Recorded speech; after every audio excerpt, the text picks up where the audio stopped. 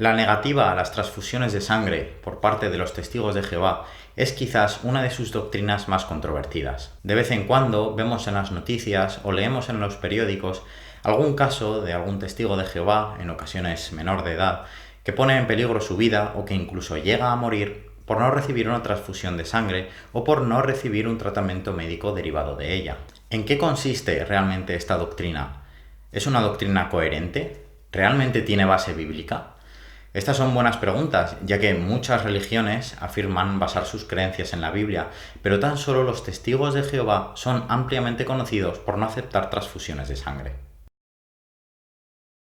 Para ver en qué consiste exactamente el razonamiento que da la organización de los testigos de Jehová, la sociedad Watchtower, para defender su negativa a la sangre, vamos a leerlo directamente en una de sus publicaciones. Se trata del libro ¿Qué nos enseña la Biblia?, del año 2017. Este libro es algo así como una guía de iniciación en las doctrinas de los testigos de Jehová.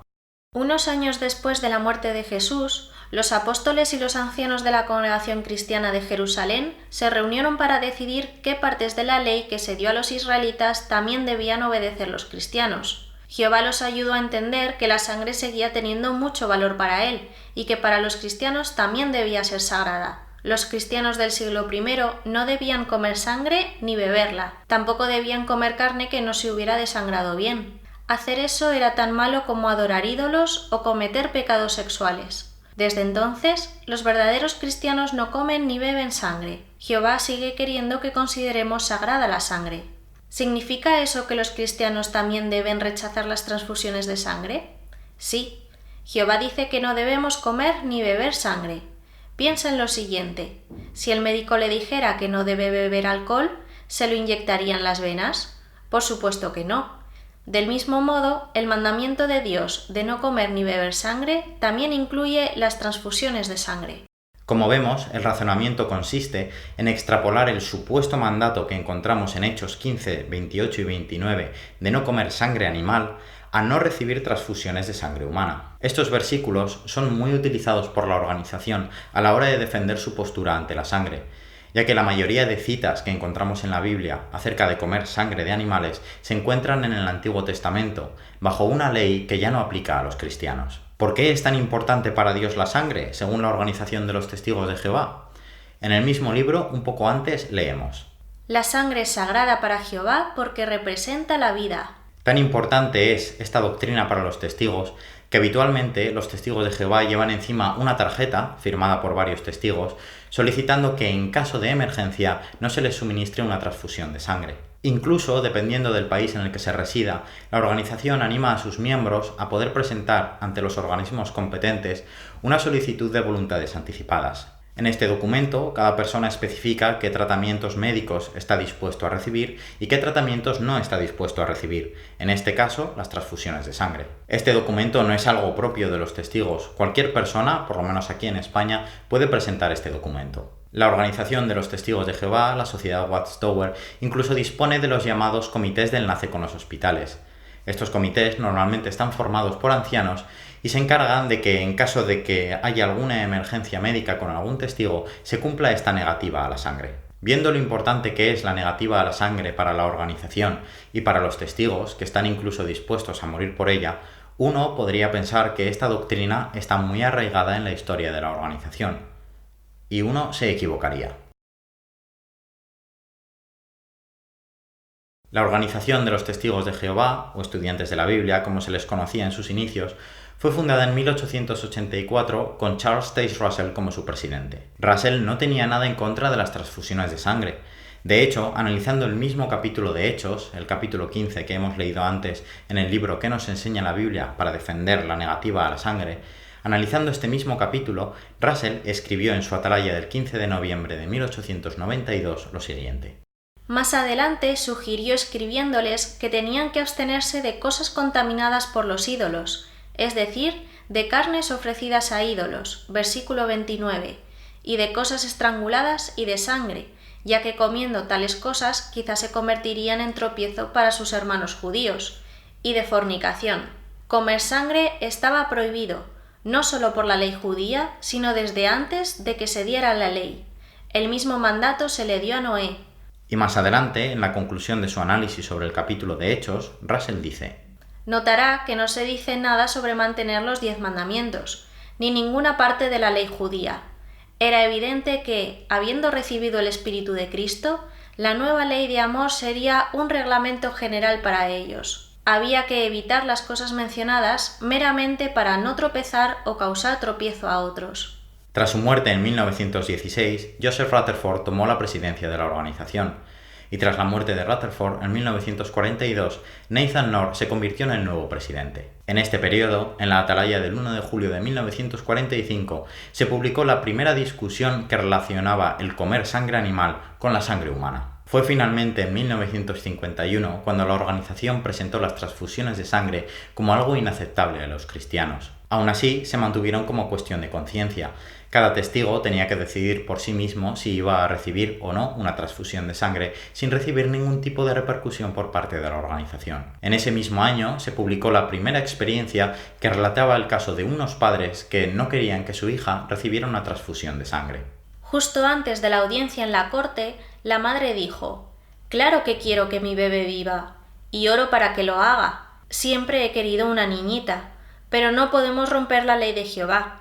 Él nos dio estos mandatos. Nos dijo que, si los seguimos, viviremos. Si no, Él nos abandonará. Creemos que es más importante llevar a cabo sus mandatos que deliberadamente romperlos dándole sangre a mi bebé».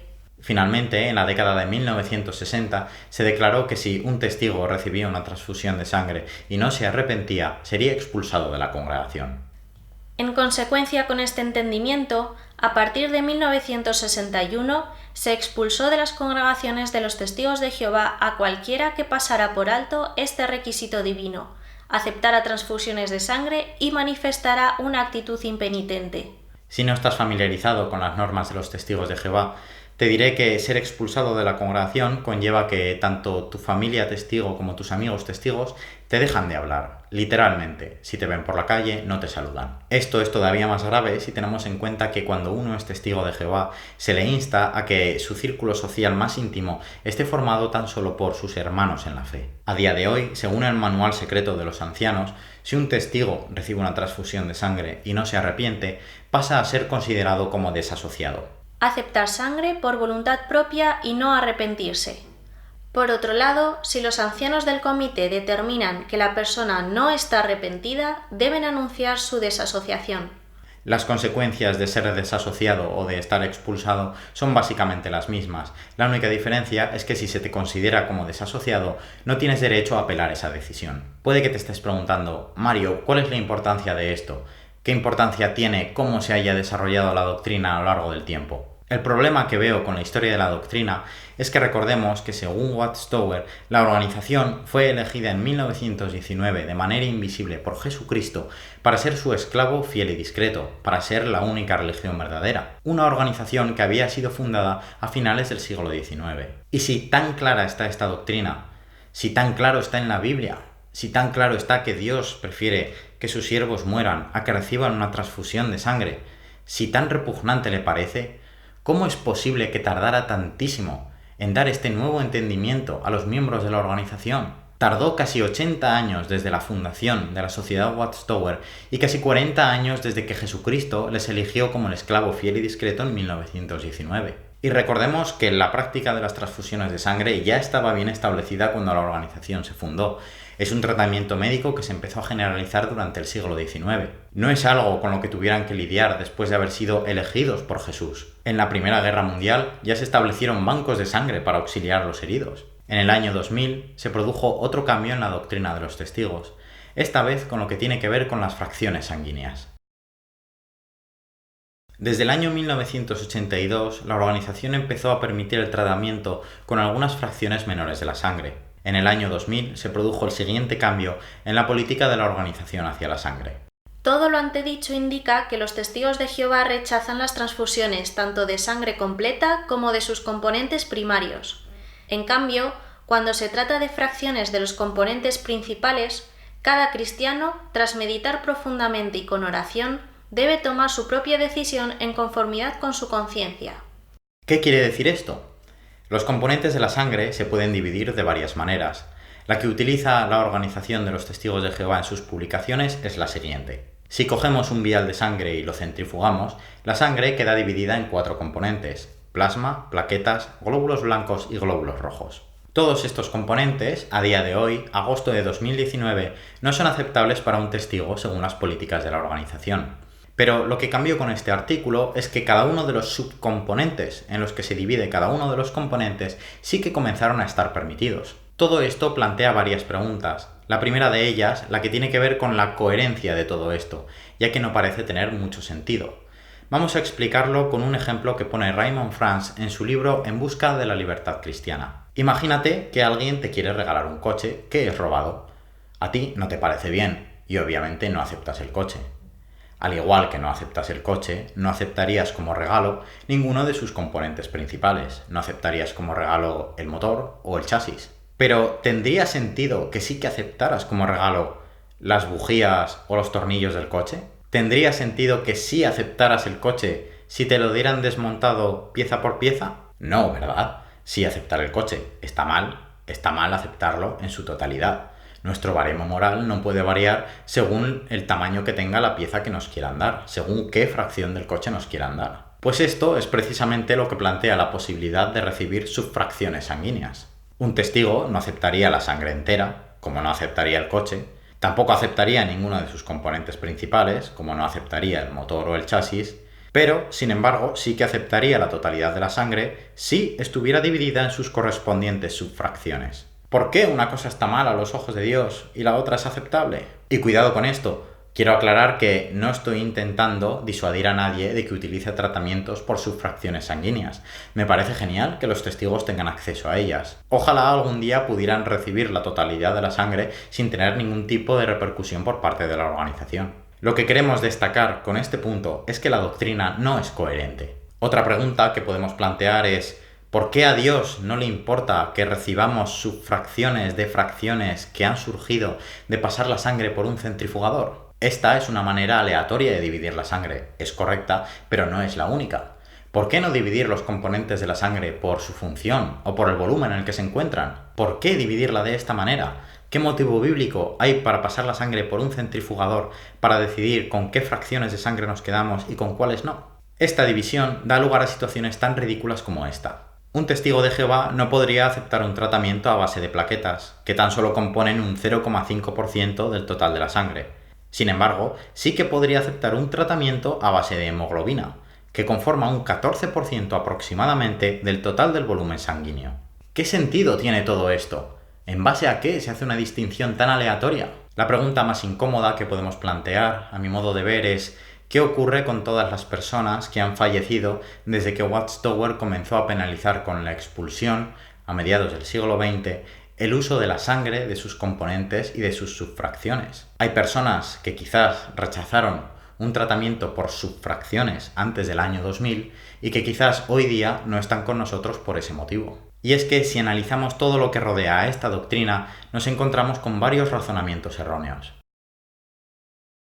En primer lugar, hay que aclarar que la Biblia no habla en ningún momento de transfusiones de sangre, ya que es un tratamiento médico que se empezó a generalizar en el siglo XIX. Toda la doctrina de los testigos de Jehová se deriva de asemejar el comer sangre de animales con recibir transfusiones de sangre humana. El primer razonamiento erróneo lo hemos visto al principio del vídeo, cuando hemos leído del libro ¿Qué nos enseña la Biblia? ¿Significa eso que los cristianos también deben rechazar las transfusiones de sangre? Sí. Jehová dice que no debemos comer ni beber sangre. Piensa en lo siguiente: si el médico le dijera que no debe beber alcohol, ¿se lo inyectaría en las venas? Por supuesto que no. Del mismo modo, el mandamiento de Dios de no comer ni beber sangre también incluye las transfusiones de sangre. No, lo siento, Watchtower, no es lo mismo comer algo que inyectarlo en vena. Aunque pueda parecer un razonamiento muy llamativo, no tiene ninguna base científica ni médica. Si uno come sangre, no pasa al torrente sanguíneo como sangre, sino que se descompone en la digestión en componentes más sencillos y pasa a la sangre como un nutriente. Si uno recibe una transfusión de sangre, sí que pasa al torrente sanguíneo como sangre, conservando todas sus funciones, sus funciones transportadoras de oxígeno, de hormonas, sus funciones reguladoras, sus funciones nutritivas y excretoras, por no olvidarnos de sus funciones inmunitarias. Una transfusión de sangre es más parecido a un trasplante de órganos que a comer sangre. Si el médico te dijera que por salud tienes que dejar de comer carne y necesitaras un trasplante, ¿argumentarías que no puedes recibirlo porque es lo mismo recibir un trasplante de un órgano que comer carne? Utilizando un argumento muy similar, la organización condenó los trasplantes de órganos desde finales de los años 60 hasta principios de los años 80, asemejándolos al canibalismo. Probablemente nunca sabremos cuánta gente murió por esta información tan ignorante. Cuando eres testigo, muchas veces tienes que responder a preguntas que te hace la gente acerca de esta doctrina, ya que es algo que suele llamar la atención a la gente que no está relacionada con la religión. Por ello, y para evitar dar la imagen de fundamentalistas religiosos, a uno se le entrena a utilizar razonamientos como estos. ¿Es verdad que dejan morir a sus hijos si necesitan transfusiones de sangre? Mire, hay mucha desinformación al respecto. Nosotros intentamos buscar los mejores tratamientos médicos tanto para nosotros como para nuestros hijos. La medicina ha demostrado que la cirugía sin sangre es mucho más segura que la cirugía con sangre. Este razonamiento es erróneo y engañoso por dos motivos. En primer lugar, a un testigo no le importa si la cirugía con sangre es más o menos segura. Los motivos que le llevan a rechazar la sangre son puramente religiosos. Aunque la medicina sin sangre fuera mucho más peligrosa que la medicina con sangre, un testigo de Jehová seguiría rechazando la medicina con sangre. En segundo lugar, este razonamiento es engañoso porque da a entender que siempre existe la posibilidad de recibir un tratamiento alternativo a la sangre. Y este no siempre es el caso. A veces uno tiene que decidir entre recibir una transfusión de sangre o uno de sus componentes principales o morir, o entre recibir un medicamento basado en sangre o tener consecuencias de por vida. Además, las transfusiones de sangre también conllevan sus riesgos. Uno corre el riesgo de contagiarse con el virus del VIH o de la hepatitis. Todos los tratamientos médicos tienen riesgos. Todos. ¿Habéis visto alguna vez lo que os puede pasar si os tomáis un ibuprofeno?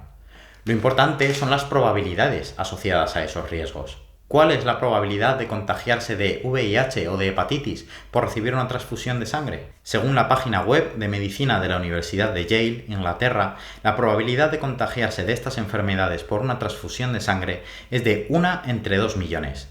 Hay más probabilidades de que te caiga un rayo cuando sales a la calle. Y ninguno de nosotros nos planteamos no salir a la calle por miedo a que nos caiga un rayo.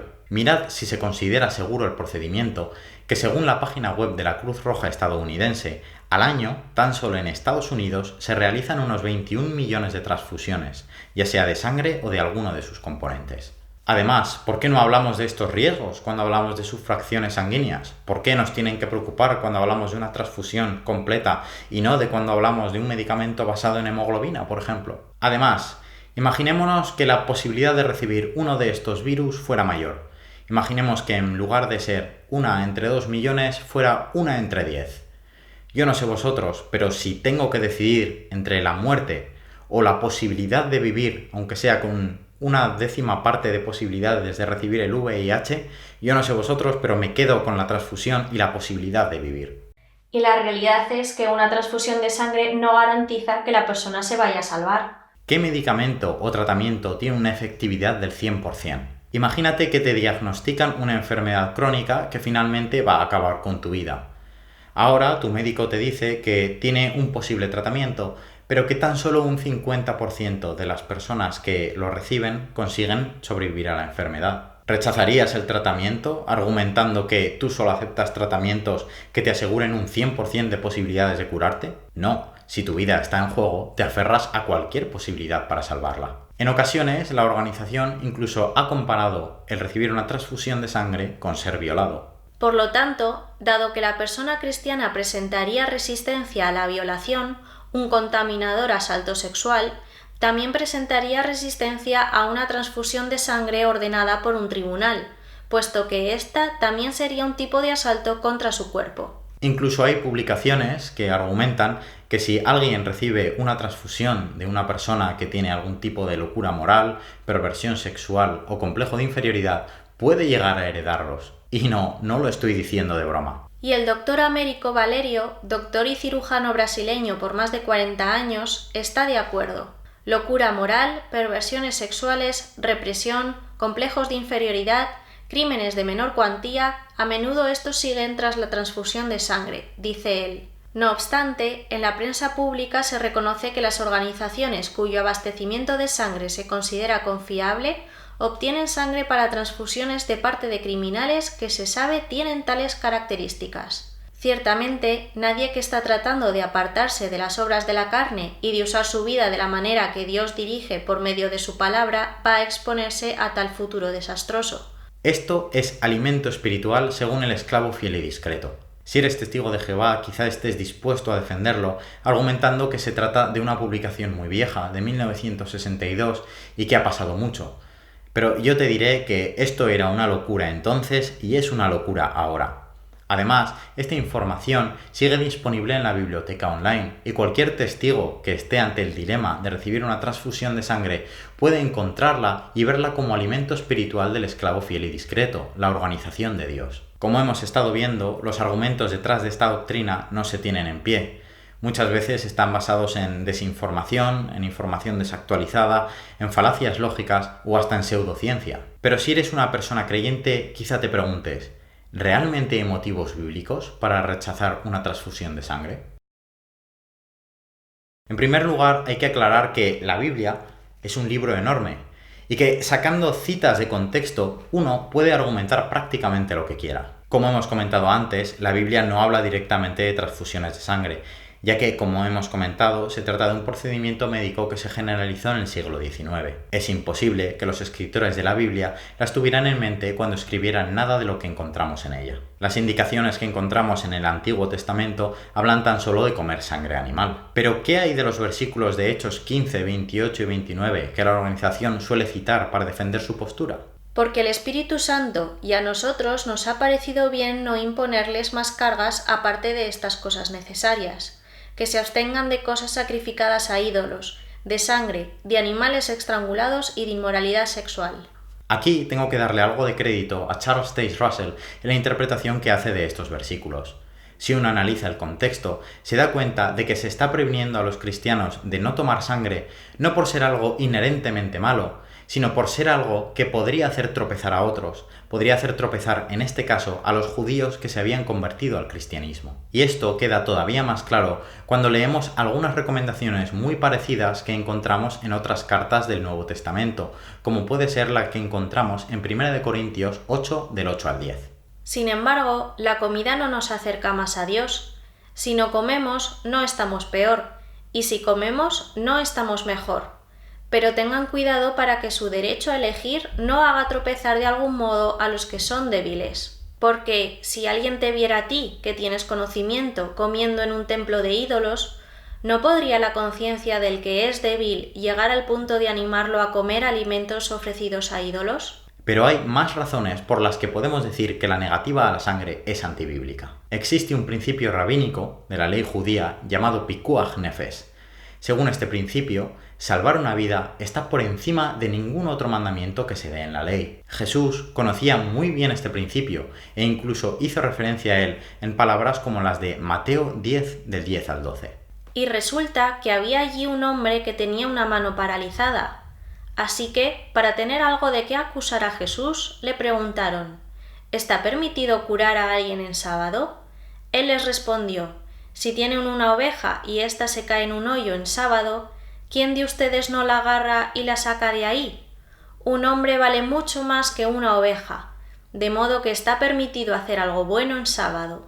Si Jesús estaba dispuesto a romper un mandamiento, porque recordemos que guardar el sábado era un mandamiento, con tal de salvar a alguien, ¿cuánto más deberíamos pasar por alto la restricción de comer sangre para poder salvar una vida? Así que, aunque estés dispuesto a creer que comer sangre de animales o beber sangre humana es igualmente ofensivo para Dios, o aunque estés dispuesto a creer que las palabras de Hechos 15 sí que hablan en contra de la sangre por ser algo inherentemente malo, aún así, según este principio que el mismo Jesús citó y que encontramos tanto en el Nuevo Testamento como en el Antiguo Testamento, un cristiano estaría en la obligación de recurrir a cualquier método para intentar salvar su vida, en este caso, una transfusión de sangre. Existe otro relato bíblico que contradice la doctrina de los testigos a la negativa a la sangre. es el que encontramos en 1 Samuel 14. En este relato, unos soldados israelitas, en un momento de desesperación, comen carne animal con su sangre. Y es curioso porque estos soldados no son ejecutados, y se trata de algo que estaba claramente penado con la muerte según la ley judía. Entonces surge la inevitable pregunta de ¿cómo es posible que a estos soldados se les perdonara la vida? Si un testigo hoy tiene que poner en peligro su vida o incluso llegar a morir por no recibir una transfusión, ¿cómo es posible que estos soldados israelitas no recibieran ningún castigo cuando hicieron algo que estaba expresamente condenado por la ley? Existe un artículo de la Atalaya que explica el asunto, y el razonamiento que utiliza es increíble. Cuesta creer que alguien lo escribiera en serio. Os animo a que podáis leerlo entero, se encuentra en la Atalaya del 15 de abril de 1994. Por lo visto, Jehová les tuvo misericordia, pues sabía lo que los soldados habían intentado hacer a pesar de que estaban muy cansados y hambrientos. Dios quizás haya tomado también en consideración el hecho de que el juramento precipitado de Saúl colocó a sus hombres en una situación desesperada. Al parecer, estos soldados tenían tanta hambre y estaban en una situación tan desesperada que se merecieron la misericordia de Jehová. ¿Cómo es posible que una persona que está luchando por no morir o por no tener repercusiones de por vida a la hora de no tener una transfusión o de recibir un medicamento basado en componentes sanguíneos no puede recibir la misma misericordia? No tiene ningún sentido. Otro motivo por el que podemos decir que esta doctrina no tiene sentido se encuentra en las palabras que hemos leído antes en el libro que nos enseña la Biblia. La sangre es sagrada para Jehová porque representa la vida. ¿Desde cuándo un símbolo es más importante que la cosa a la que representa?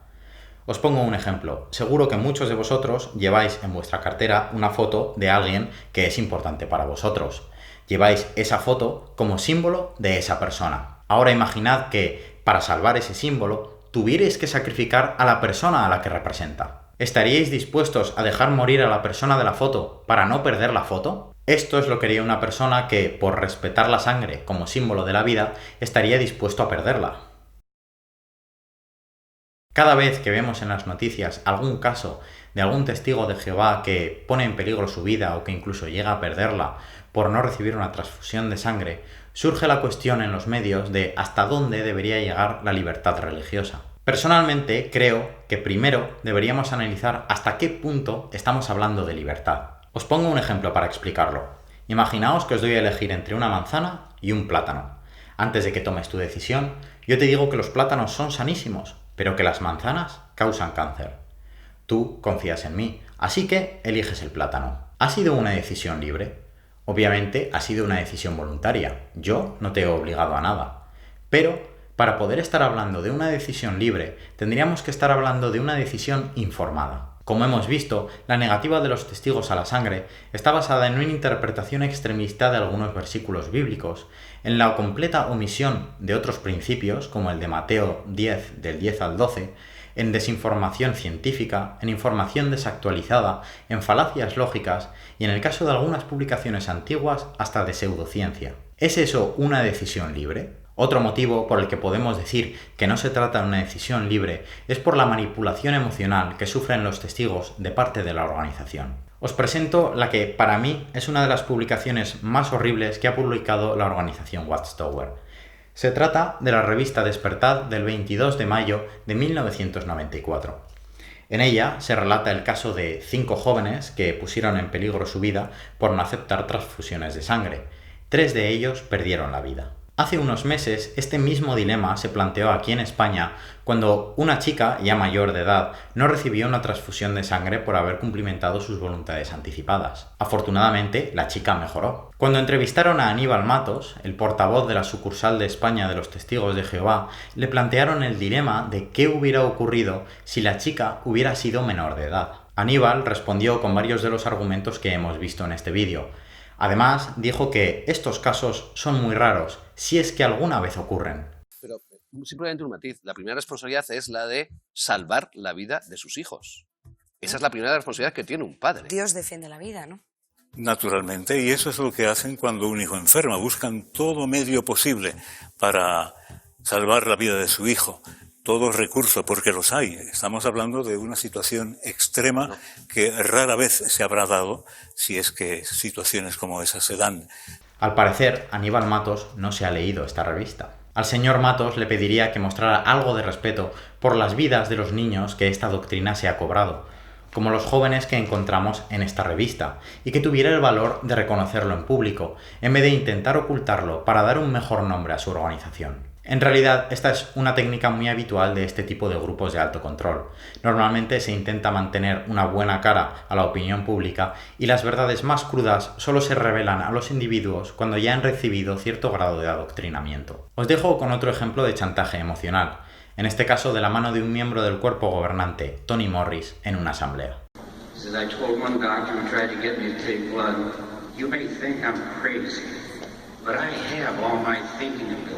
I just want to live by Jehovah's law and blood. He knows what is best for us. Best thing for me is to respect the sanctity of life, and if I die, I will live again. Good example of faith in the face of incredible stress and persecution. Amazing young fella. And when he's resurrected, see, you'll hear more from him because Jehovah loves that little fella.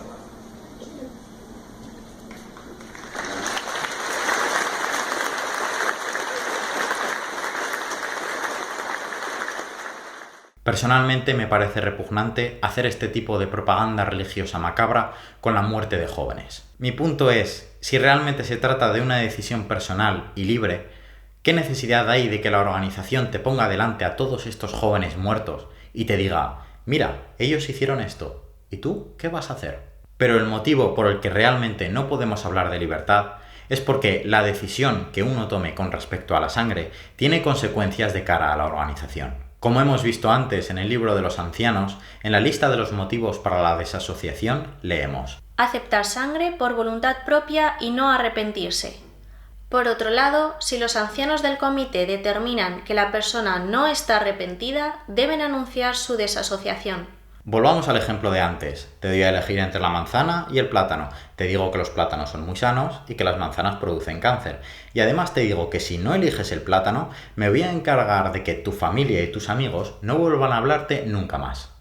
¿Es eso libertad? ¿Qué necesidad hay de que haya comités de enlaces a los hospitales cuando un testigo tiene una emergencia? Su presencia puede hacer que el testigo tome una decisión que no hubiera tomado si ese comité no estuviera allí. Porque la libertad es algo que se ejerce continuamente, y si tu vida está en juego, ¿quién sabe lo que vas a decidir? ¿Por qué tiene que haber alguien a tu lado ejerciendo ningún tipo de presión, directa o indirecta, para que tomes ninguna decisión, sobre todo si va a poner en peligro tu vida? Si realmente habláramos de libertad y de una decisión personal, sería algo que quedaría entre tú, tu médico y tu conciencia. Si eres testigo de Jehová y te encuentras en una situación como esta, por favor, no dejes que nadie te diga lo que vale tu vida. Por favor, analiza toda esta información y todos estos razonamientos. Eres libre de creer lo que quieras, pero tus creencias no dejan de ser eso, creencias. No hay ninguna evidencia de ellas. De tu vida sí que hay evidencia. Por favor, no la pierdas por una interpretación extremista de la Biblia y por varios razonamientos incoherentes. Y si es tu hijo o tu hija el que está afrontando una decisión así, por favor, no pongas en peligro su vida por tus creencias. Al fin y al cabo, son las tuyas, no las suyas. Aunque un niño pueda parecer muy convencido de sus creencias religiosas, no está preparado para tomar una decisión así. Un niño creerá todo lo que le digan sus padres simplemente porque se lo dicen sus padres, no porque sean creencias válidas que vaya a adoptar de adulto. Recuerda que millones de niños alrededor del mundo creen que existe Papá Noel solo porque lo dicen sus padres, y no por eso es una creencia válida que vayan a mantener cuando sean mayores. Deja que tu hijo tenga todas las oportunidades para vivir, y que sea él, ya de adulto, el que decida si quiere compartir tus creencias o no. Hasta aquí este vídeo. Por favor, si encontráis a alguien que se encuentre en una situación similar, hacerle llegar estos razonamientos y compartir con él toda esta información. Todo esfuerzo para intentar salvar una vida es poco. Muchas gracias por vuestro tiempo.